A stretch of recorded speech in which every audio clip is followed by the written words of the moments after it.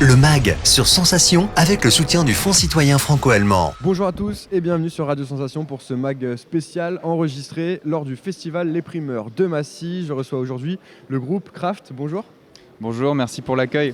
Alors vous êtes un groupe de musique, on dit que votre musique est novatrice et que c'est un mélange entre le jazz et le métal, c'est ça ou pas ? Oui, novatrice, je sais pas, enfin, c'est des mélanges qui existent déjà, mais en tout cas, nous, notre version, c'est de mélanger Ces deux genres musicaux riff, ce riffage, comme on dit en anglais, ce truc ultra lourd qui est très inspiré par les groupes qu'on écoute, comme Gojira ou Meshuggah, et d'avoir des textures, des harmonies jazz par-dessus ça. Et il y a un élément en plus, c'est les mélodies médiévales. C'est des mélodies de chant grégorien que j'utilise dans les compositions. Alors justement, on va en reparler de ça vas-y, alors, je te laisse. un peu plus tard. Comment est-ce que ça vous est venu cette idée de mélanger à la fois du jazz et du métal ? Alors moi, c'est un projet que, en fait, c'est principalement moi qui écris la musique pour ce groupe. Et du coup, ça fait un moment que je voulais faire ça. En fait, j'ai grandi en écoutant du métal. C'était vraiment la seule musique qui faisait sens pour moi quand j'étais adolescent. Et au point où je me disais que si j'écoute quelque chose d'autre plus tard, ça voudra dire que je me serais fourvoyé. Tu vois, j'étais vraiment dans ce truc-là de vas-y, le métal, c'est la vie. Et ensuite, plus tard, quand j'avais 16-17 ans, j'ai vu un big band de jazz jouer en live et c'était la grosse claque. J'ai vu ces saxophonistes qui prenaient des solos après avoir joué un thème. Pour moi, c'était une définition de la liberté, c'était un truc de fou. Et je voulais... Il y a un moment ou un autre, il fallait que je croise ces deux styles. Et après, il y a un moment où j'ai découvert le chant grégorien, où je me suis dit que c'était les mélodies qui me plaisent le plus et qui sont vraiment ultra puissantes et qui me permettent d'écrire des compos où j'ai la sensation que je peux blender n'importe quel style autour de ces mélodies-là qui sont ultra solennelles et épiques. Est-ce que vous trouvez que la France est un pays particulièrement ouvert musicalement ? Il y a de la place pour ce genre de musique un peu novatrice, un peu originale, qui ne rentre pas forcément dans des cases préétablies, dans des genres qu'on connaît déjà tous par cœur ? Alors moi, j'ai à peine la trentaine, donc j'ai fini les études il n'y a pas longtemps, donc je dirais que je me sentirais pas légitime à juger si la France par rapport à un autre pays est plus ouvert à la novation qu'un autre. Mais je dirais que de ce que je ressens, c'est que déjà il y a des financements, il y a des festivals, il y a des choses qui accueillent. Je pense qu'il y a de la place pour les projets un petit peu chelous ou perchés ou pas comme les autres. Et après, est-ce qu'il y a de la plus ou moins que dans nos pays limitrophes ? Je ne le sais pas encore. Je te redirai ça dans quelques années, après avoir un peu écumé les routes avec Kraft. Alors je voudrais revenir maintenant sur votre passion donc pour la musique médiévale. D'où est-ce que ça vient finalement ? Comment est-ce que vous êtes tombé là-dedans ? Et j'étais en fac de musicologie, et il y a un moment où il y avait tout un semestre sur l'histoire de la musique au Moyen-Âge. Tout le monde avait envie de mourir, de dormir en classe. Et moi, j'étais le seul qui était à donf. En fait, j'adorais ça. Pour moi, il y a une espèce... L'imaginaire moyenâgeux me plaît carrément. Et quand j'ai découvert ces mélodies, c'était un choc. Et en fait, faut savoir que ces mélodies, elles ont traversé l'histoire de la musique occidentale. Elles sont vraiment à la base de la musique occidentale telle qu'on la connaît aujourd'hui. Notamment de la musique classique, les premières polyphonies, tout ça, c'était au Moyen-Âge. En tout cas, les premières polyphonies occidentales. Et il y a plein de compositeurs qui se sont servis de ce matériau au fil des ans. Il y a eu Mozart, de Mozart à Messiaen, en passant par aujourd'hui des compositeurs de musique pour les jeux vidéo. T'as quelqu'un qui meurt dans le jeu vidéo ou dans le film, et dans la bande-son, t'entends un petit peu du Dies Irae, qui est le chant principal de la messe pour les morts, tu vois. Enfin, c'est un énorme truc, le chant grégorien, culturellement. C'est une sorte d'auto-appropriation culturelle, si tu veux. Et donc vous êtes accordéoniste, vous avez choisi cet instrument. Pourquoi ce choix ? Pourquoi l'accordéon ? Moi, c'est ma grand-mère qui m'a mis ça sur les genoux quand j'étais gamin. Je voulais faire de la musique, j'ai un vague souvenir je voulais faire du piano. Et il se trouve qu'il y avait un vieil accordéon qui traînait au grenier, donc ils m'ont mis ça sur les genoux et ils ont vu ce que ça donnait. Et au final, j'ai arrêté assez rapidement parce que on a déménagé entre-temps. Enfin bref, j'ai arrêté assez rapidement. Mais ensuite, j'ai repris j'ai vraiment commencé à faire de la musique en commençant la batterie quand j'avais 15 ans. Et j'ai découvert cet instrument. J'avais un pote qui, après les cours de musique, au fond de la salle, après avoir joué de la flûte en plastique, là, il y avait une batterie qui traînait. Et lui, il cognait là-dessus, il faisait des reprises des Red Hot Chili Peppers tout seul à la batterie. Et juste, ça m'a foutu une grosse claque.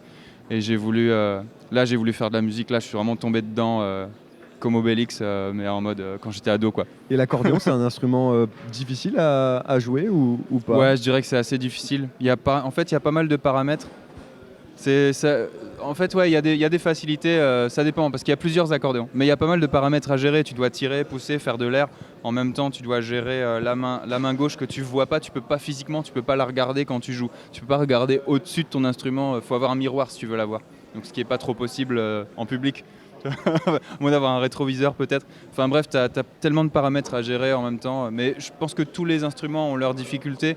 Mais je dirais que l'accordéon, c'est pas un truc où tu peux facilement t'asseoir, on te met un accordéon sur les genoux et vas-y, fais un truc. Alors que j'ai la sensation qu'au piano, tu peux faire un peu plus facilement un truc qui sonne correct. Tu apprends 2-3 accords, ou à la guitare, tu apprends 2-3 accords, tu peux faire un truc. À l'accordéon, il y a des chances que si tu apprends juste 2-3 accords, ça va sonner dégueulasse, quoi. Donc, Voilà. donc dans ce groupe, Charles, vous n'êtes pas seul. Vous êtes Ouais. combien? Est-ce que vous pouvez déjà nous citer les autres membres? On est 5 sur scène et 2 en régie. Alors sur scène, on a guitare, basse, batterie. On a notre guitariste ici, Antoine Morizot, alias Momo. Et ouais, on a un batteur, un bassiste aussi qui font une espèce de power trio vraiment au son super lourd pour assurer vraiment le côté rock, metal de cette musique. Et après, pour le côté jazz, on a moi à l'accordéon et j'ai des capteurs électroniques sur l'accordéon pour jouer des synthés en même temps. Et on a un saxophoniste ténor aussi qui assure le côté un peu coltraneisant de notre musique, je dirais. Alors juste avant de passer à l'interview décalée, je voudrais juste donner la parole à Momo. Qu'est-ce qui vous a donné envie de se rejoindre ce groupe lorsque Charles vous a contacté? Alors, moi, au début, je fais pas de la guitare normalement. Je fais de la musique classique, je suis corniste. Et en fait, j'avais enregistré à la guitare pour un pote ingé son au CNSM, donc là où Charles était aussi pendant ses études. J'avais enregistré un morceau pour le master d'un ingé son. Et en fait, Charles bossait à côté et il est passé, il a vu que je faisais de la guitare vraiment métal moderne. Et ça lui était resté un peu dans la tête. Et ensuite, quand il a créé le groupe pendant le confinement, il m'a contacté. Moi, évidemment, j'étais chaud. Parce que déjà, j'avais pas de groupe du tout. Et moi, j'aime bien faire de la musique pour surtout la partager quand même. Parce que faire de la musique tout seul, c'est très chiant. C'est pas le but de la musique, je pense. Du coup, forcément, quand il m'a proposé, je savais un peu comment il composait. Je me suis dit, c'est bon, c'est pour moi. Et bon, je vous propose maintenant de passer à l'interview décalée avec Théo Gagnage de l'école des hautes études de journalisme de Montpellier. Alors en effet, donc je ne sais pas quand vous voulez qu'on s'organise, c'est peut-être vous Momo qui répondez aux questions, ou Charles comme vous voulez. En fonction des questions, j'imagine. En fonction des questions, d'accord. Donc très simple, vous avez, donc c'est un tu préfères, donc vous avez un choix ou un autre, vous choisissez entre les deux. Vous pouvez répondre du tac au tac et sur certaines, si vous voulez expliquer, vous avez le droit d'expliquer évidemment. Vous avez le droit à un joker. Vas-y, on en fait une. Un joker, c'est une question C'est une auquel question, on ne peut pas vous répondre. dites, voilà, vous dites on Ok. préfère pas répondre. Ok. Utilisez-les bien. Alors première question, on commence d'entrée. Métal ou jazz? Métal, Metz ou Paris? Paris, À mon tour. Streaming ou vinyle? Ah, streaming. Moyen Âge ou 2022? C'est dur, c'est dur. Les non, deux, c'est impossible de choisir. En fait, c'est le croisement des deux. Clairement. Donc Tu prends les deux, tu les superposes comme ça. Le Joker Comme est des utilisé. papiers calques. J'ai utilisé mon joker là? Oui. Ah shit. Alors, Ok, vas-y. Drowning Tree ou Epic Discordant Vision? Epic Discordant Vision, Votre nouvel album du coup. exactement. Ange ou démon? Ange, hein.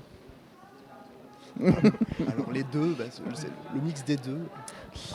Le Paradis Blanc ou Restless Paradise? Restless Paradise. Alors là, compliqué. Meshuga ou Gojira? Meshuga pour moi. Ouais, je dirais que Meshuga, c'est vraiment l'influence commune de tout le groupe. Gojira, moi je suis vraiment un Gojira head. J'ai grandi en écoutant The Link, qui est leur album rouge là.